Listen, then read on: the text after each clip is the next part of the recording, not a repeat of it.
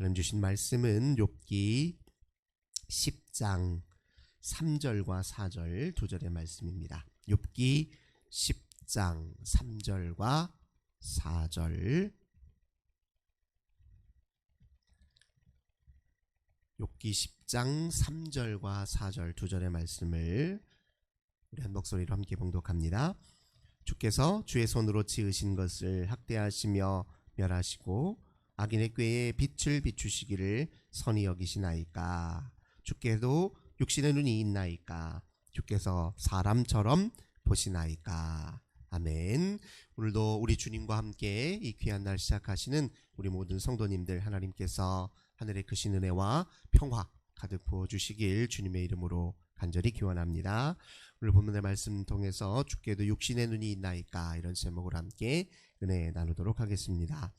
욥을 찾아온 세 친구들은 욥을 위로하려는 그런 마음은 있었겠죠.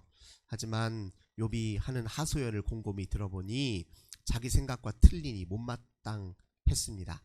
그래서 욥의 생각을 고쳐줘야 되겠다 하는 심산으로 욥에게 적극적으로 변론을 하기 시작했는데, 욥의 친구들의 핵심 내용 중에 하나는 무엇이냐면, 하나님은 선인에게 복을 주시고 악인에게 화를 주시는 분 아니냐. 그러면 네가 당하는 이 고난은 틀림없이 하나님의 징계이니 네가 할 일은 회개하고 하나님을 더 온전히 찾는 일 아니냐. 이게 이제 친구들의 핵심 이야기였어요. 그러니까 하나님이 너에게 고난을 주시는 것은 너 깨닫게 하려고, 네 잘못 네가 잘 헤아려 살펴보도록 하기 위함이다. 이러니 이제 욥의 마음으로는 그게 받아들여지지가 않았어요. 하나님 앞에 누가 감히 자기 의를 드러낼 수 있겠습니까? 하지만 욥이 생각할 때 하나님의 이 하는 일은 너무 부당하게 느껴졌어요.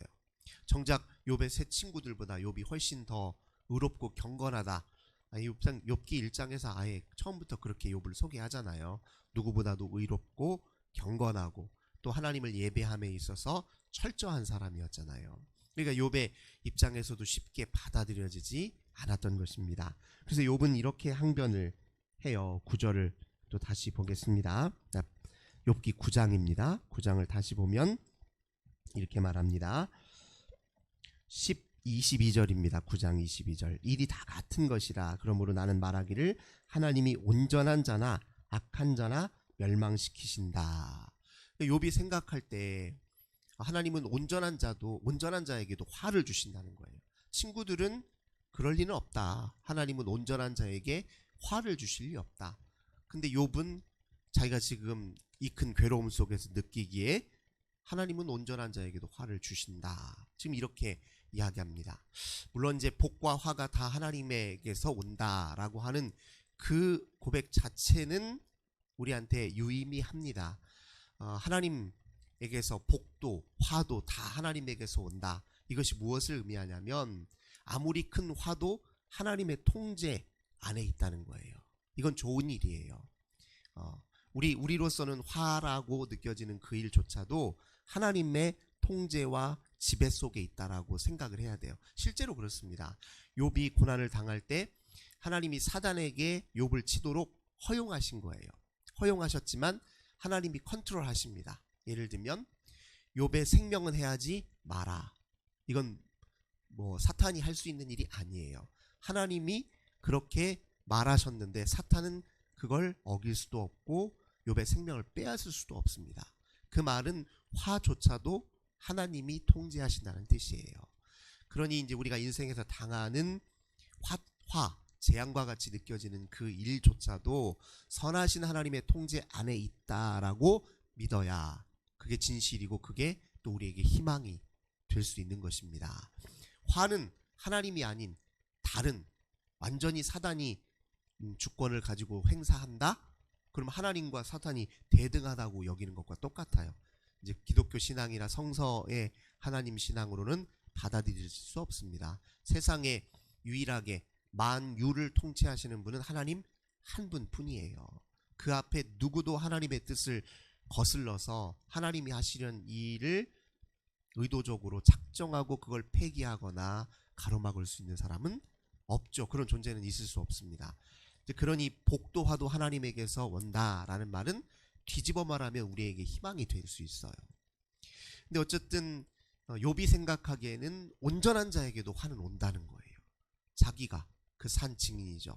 근데 친구들은 네가 온전할 리가 없다는 거예요. 잘 돌아보라는 거예요. 그게 지금 이제 욥과 친구들 사이에 가장 중요한 대립점이었습니다. 근데 욥이 또 이제 느끼기에 자기는 이제 너무너무 궁금한 거예요. 도대체 왜 온전한 자에게도 화가, 자기가 느끼기에는 까닭 없이 왜 이런 일이 일어나는지 너무너무 궁금한데, 이 점에 대해서는 우리는 알고 있죠. 하지만 욥은 몰라요. 그게 너무너무 궁금하고 답답한 거예요. 그래서 9장 32절에서 또 욥이 이렇게 얘기합니다. 하나님은 나처럼 사람이 아니신즉 내가 그에게 대답할 수 없고 함께 들어가 재판을 할 수도 없고 우리 사이에 손을 얹을 판결자도 없구나.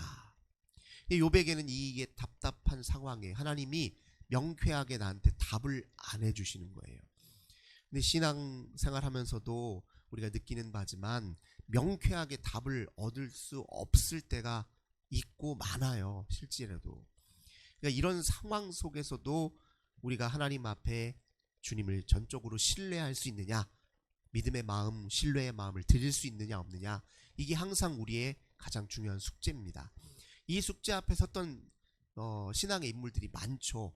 대표적인 사람이 아브라함이에요. 아브라함이 네 아들 이삭을 내게 바쳐라 이렇게 얘기했어요. 도저히 이해가 안 되는 상황이잖아요. 이걸 어떻게 받아들여야 돼요? 이거를 하나님이 나에게 하신 약속을 100세 된 때에 지키셔서 얻은 아들이 이삭이에요. 근데 그 아들을 다시 달라고 하시는 게 아브라함 입장에서는 도저히 이해가 안 가요. 묻지도 않습니다. 물어도 대답해 주실 것 같으면 하나님이 그런 명령을 내리지도 않았겠죠. 근데 그 앞에 아브라함은 어떻게 했냐면, 상황이 어떻든 간에 그럼에도 불구하고 나는 하나님을 신뢰할 것인가 라고 스스로에게 물었어요. 그래 아브라함 대답은 그래도 하나님을 신뢰해야지. 이 대답이에요. 이게 아들 이삭을 바치려고 했다는 말은 무슨 상황이 내 눈앞에 전개되더라도 하나님을 신뢰하는 행위를 멈출 수는 없다, 이 뜻이에요. 그러니까 결국 우리 인생의 문제는 그래서 하나님을 신뢰할 것인지 말 것인지에 이 물음으로 계속 우리를 어떤 순간에 하나님은 몰아붙이시는 거예요.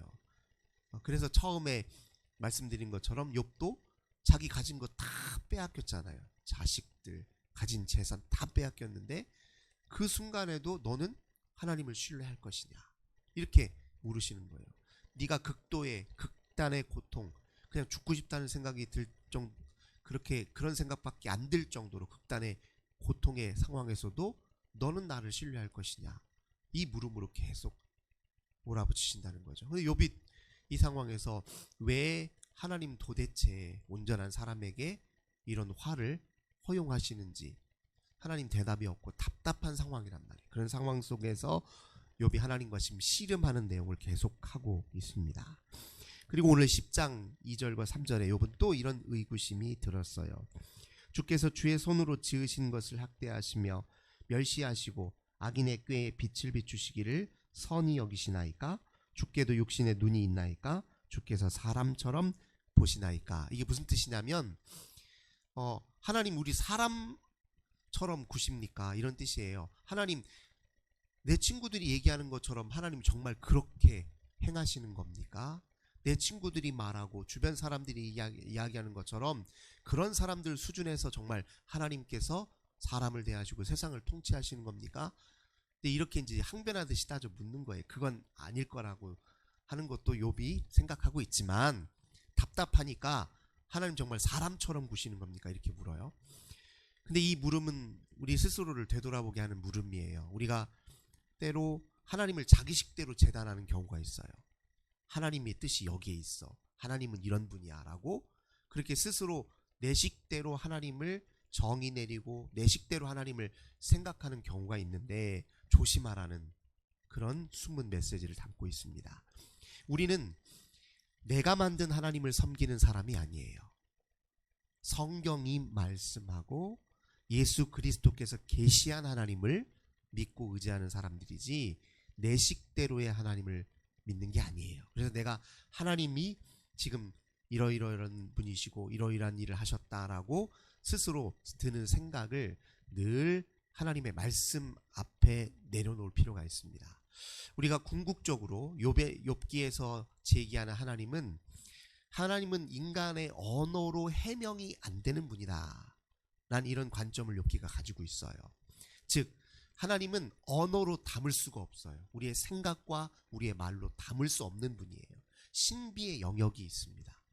마지막까지도 우리가 다 알 수 없는 영역이 있어요. 그게 하나님이십니다. 그러면 알 수 없는 하나님 앞에 우리가 할 수 있는 최선의 태도는 뭐냐면 어떤 때는 침묵이에요.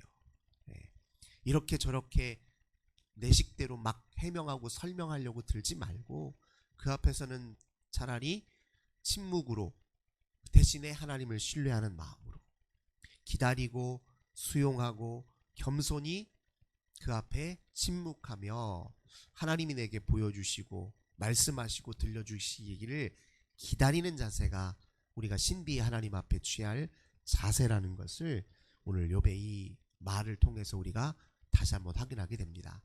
욥의 세 친구는 나름대로는 의도는 선한 의도예요.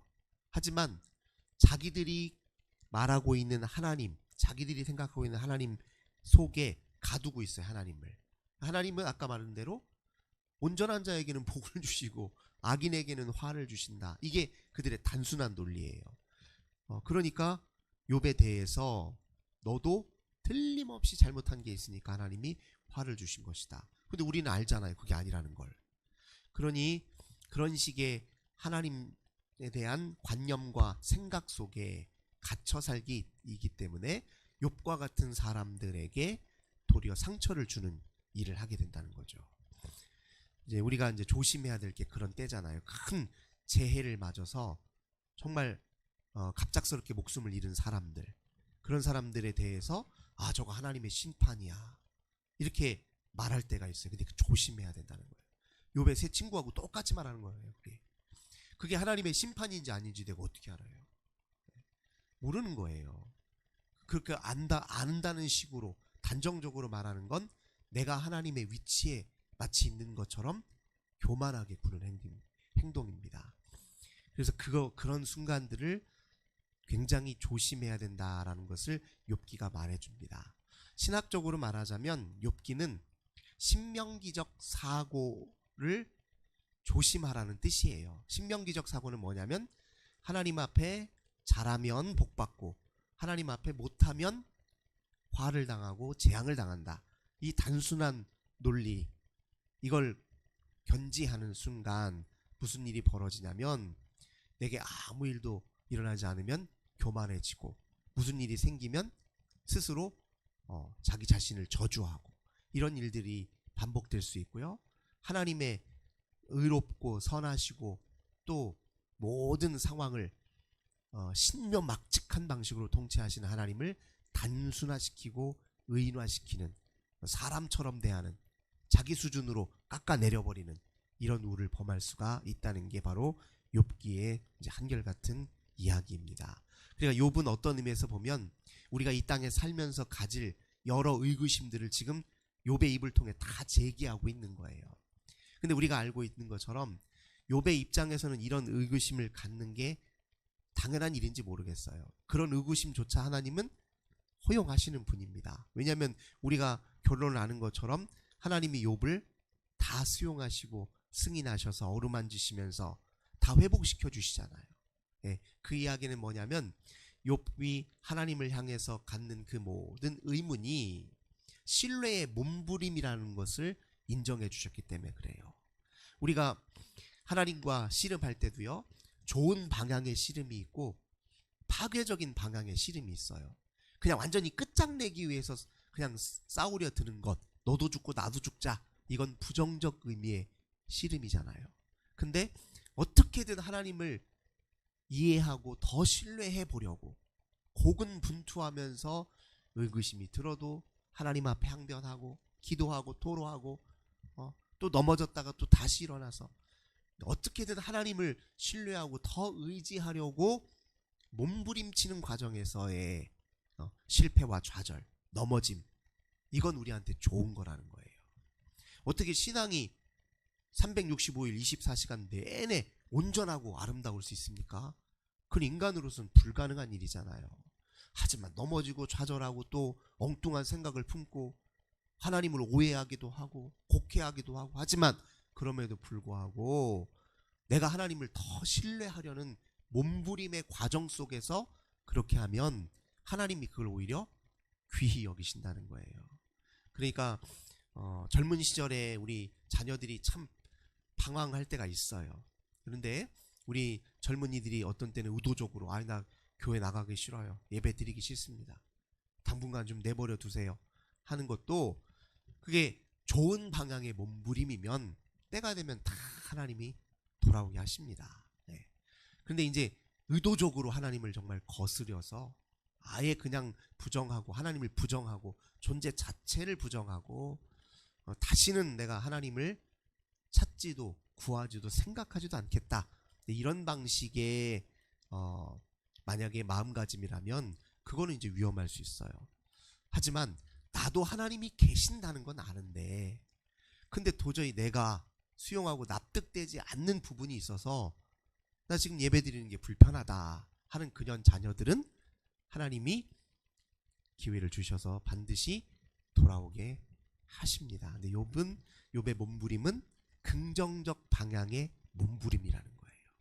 우리가 하나님 앞에 설 때 이런 때로 의구심이 나고 의문이 들더라도 긍정적 방향, 어떻게든 하나님을 더 신뢰하려는 몸부림 속에서 우리가 그렇게 하나님 앞에 항변도 하고 의구심을 취하면 그 과정은 영적으로 우리에게 성장으로 이어질 수 있다.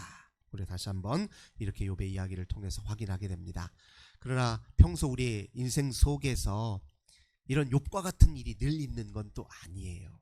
그러니 또 우리에게는 욥이 한편으로는 위로가 되기도 합니다. 우리는 욥의 수준까지 처해 있기 때문에 생각하지는 않아요. 그러니까 사실 우리가 일상에서 하나님을 함부로 부인하거나 외면한다는 건 정말 어리석은 일이에요. 왜냐하면 하나님이 내게 내가 피해야 될 길을 미리 알아서 피하게 도와주시고 내게 주실 큰 화를 미리 알아서 막아주시는데, 그런 은혜를 헤아려 감사하기도 부족한 시간에 너무너무 사소한 일로, 욥처럼 아주 큰 일이 아니라 너무너무 사소한 일로 그냥 신앙이 오르락 내리락 하는 것은 정말 우리 스스로 볼 때 어리석은 일이다, 미성숙한 일이다. 그걸 또 우리 스스로 돌아보게 됩니다. 오늘도 욥의 이야기처럼 우리가 우리 스스로 만들어낸 하나님이 아니라 하나님이 누구이신지를 끊임없이 기다리고 또 구하고 하나님이 말씀하시고 또 성경을 통해 가르쳐 주신 그 진리 앞에 온전히 서는 저 우리 모든 성도님들 되시길 주님의 이름으로 간절히 기원합니다. 좋으신 주님 감사합니다.